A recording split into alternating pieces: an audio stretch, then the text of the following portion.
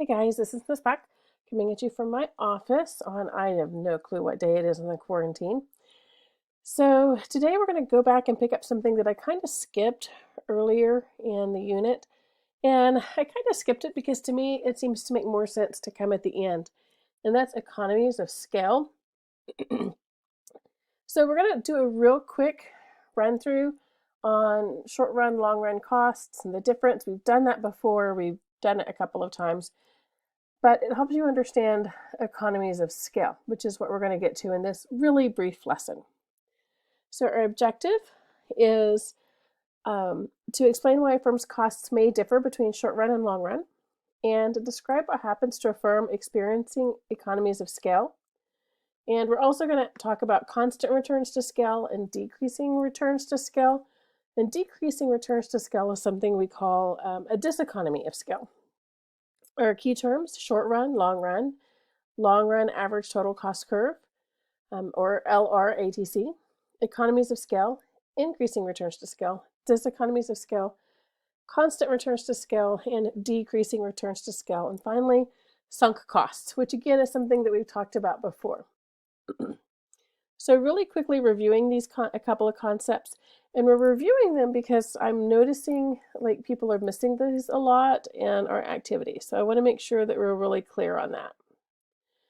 So what is the difference between short run and long run? So in the short run, at least one input or one factor of production is fixed. So all can be variable but one. But one has to be fixed in the short run. And a lot of times this is like your factory size or your business size.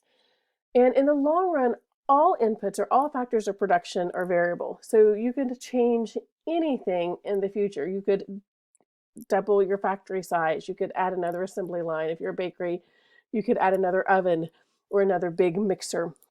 So in the long run, you're looking into the future. You can change any of your input costs or any of your inputs.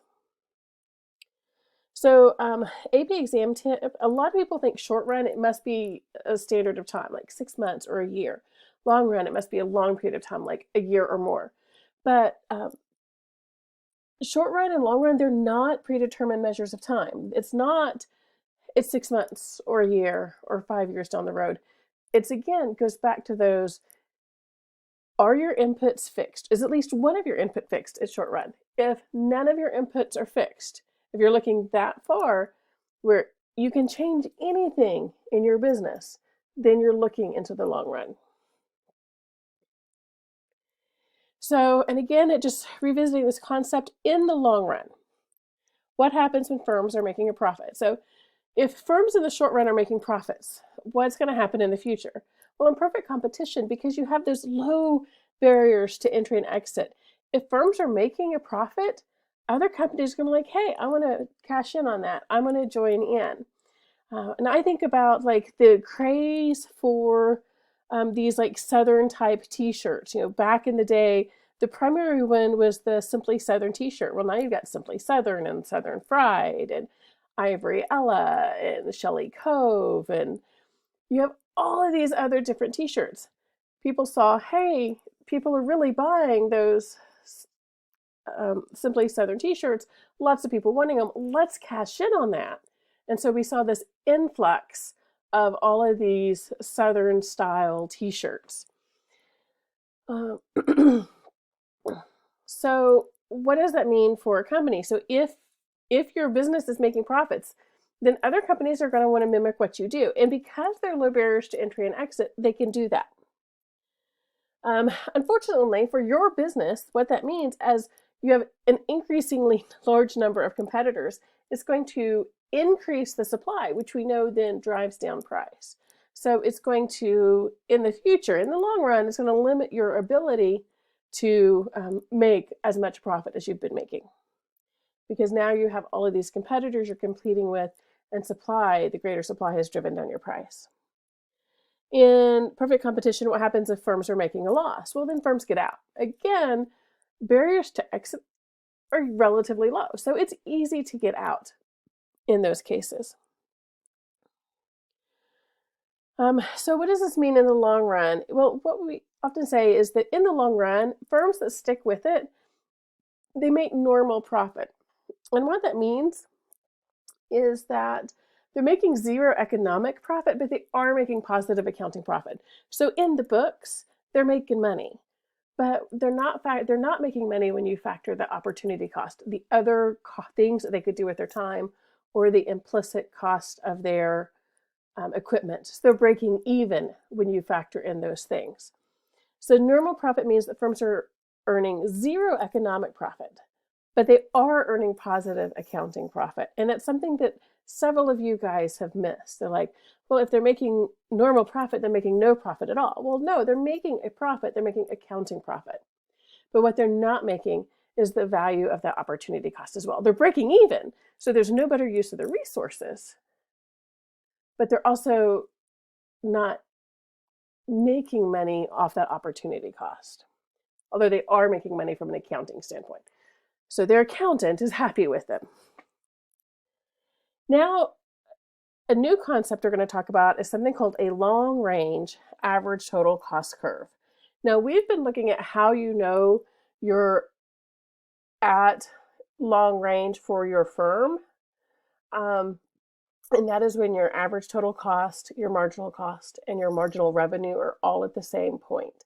And that's because at that point, you're making zero economic profit. You're making that normal profit, making positive accounting profit, normal economic profit. But let's look and see a little bit more about what goes into that.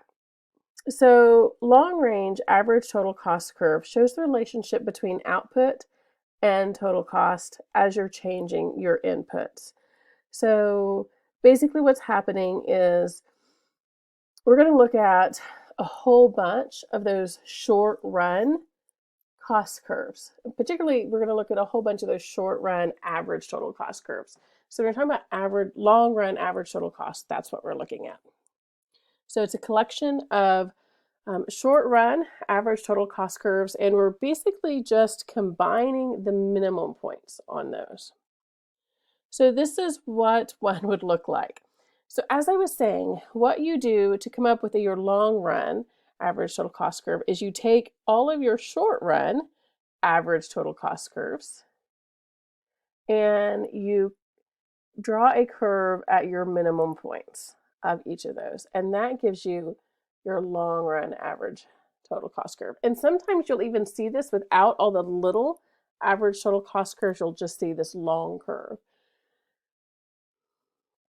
What this is going to tell us is, are we operating in economies of scale? And if you're a firm, you want to be operating in economies of scale because that means that you're growing and you're making money. So what the LRATC tells us is something called a scale effect. It's showing us the impact of a firm's production and its inputs is having on its output, on the total cost of its production. So economies of scale occur when the long run average total costs decline as output increases. So you're putting more inputs in, but your average total cost is actually decreasing the more that you produce. So what's happening here, and if you remember the shape of those average total cost curves, what's happening is that you're increasing your production by such a large amount that it's offsetting the increased variable cost of production. So as you increase production, we've always talked about the fact that as you increase production, you do to a certain extent increase costs because it requires more inputs, more raw materials, more labor. But there is that point in which they are producing more, they're more effective, more efficient. And so that's what we're seeing here with economies of scale. So yes, you're increasing your inputs and your input costs, but when you look at how much it's dividing by output, dividing out by the output, then we're actually decreasing the average total cost. Diseconomies of scale occur when the long run average total cost is increasing as output increases. So we don't like that. We don't want to be operating in diseconomies of scale. So why do they occur? Again, as a firm increases its input, it increases its capacity to produce more. And so there is a point when, and you think back to like marginal product, there is a point where you're increasing your output at enough of a rate that it's offsetting your cost.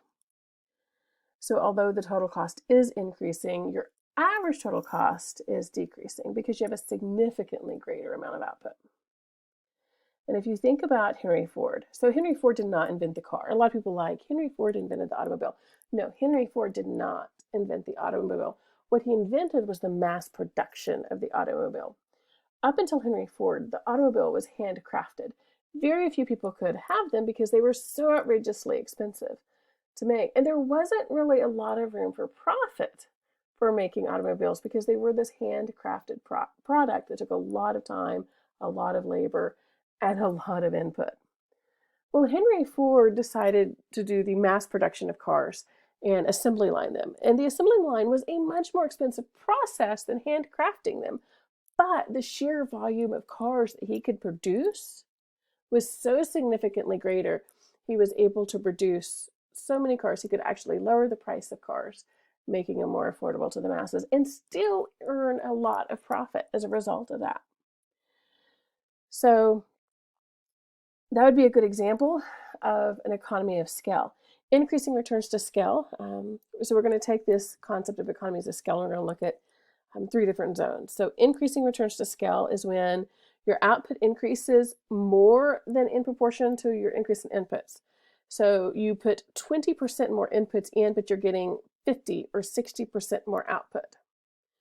So you hire one more worker, but you're more than doubling what you're able to produce. You want to be there. That's a good spot to be in.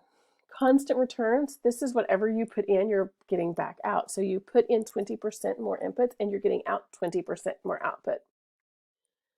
And then decreasing returns to scale, this is where you increase your inputs and you're still increasing output, but by not as much. So you increase your input by 20%, but your output only increases by 10%.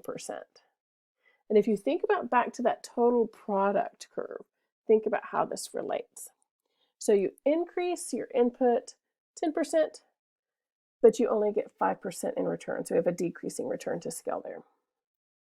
And you can see that with this graph here. So right here we have increasing returns. So in this phase, you're increasing your inputs, but your outputs are more than doubling that. So if you double your inputs, you're more than doubling your outputs. Here, if you double your input, you're doubling your output, and that's what we call constant returns to scale. And decreasing returns to scale, whatever you put in, you're getting less out of it back. So you double your inputs, but you're only getting a quarter of the output back. And finally, just like a random term stuck in, it's like they didn't know where to stick it in Krugman's. A sunk cost is a cost that you've already incurred. So what are sunk costs? They're costs that you've already paid and you can't get back. So it's equipment that you've bought, you can't get that back. You could argue you do have that implicit capital, but it's a sunk cost. It's not recoverable. You're not going to get it back. It's already been paid. And we don't count it because for the purpose of this, you've already paid it. It's over. It's done. You can't get it back. Just move on. So for the purpose of this course, leave it alone. I hope this explained a little bit about economies of scale and cleared up some of the questions you had about long run average total cost. Thank you and have a great day.